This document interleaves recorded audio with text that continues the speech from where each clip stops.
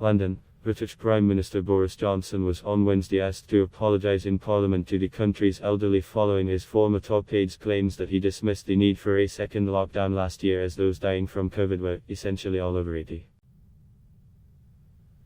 Appearing for his weekly Prime Minister's Questions (PX) session in the House of Commons remotely from his self-isolation at his country residence of Chequers, Johnson was confronted by the opposition with the allegations made by Dominic Cummings in a BBC interview on Tuesday.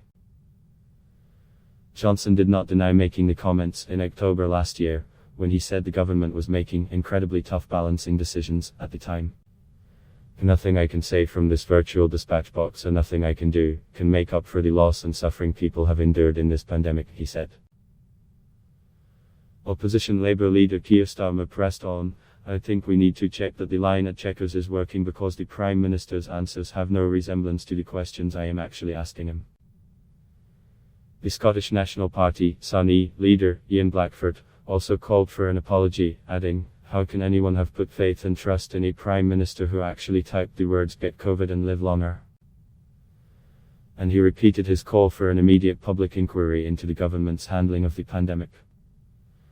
Johnson said it was right that the inquiry should start early next year when the country would be in a much better position, adding, "That doesn't mean that we aren't continuing to learn lessons all the time."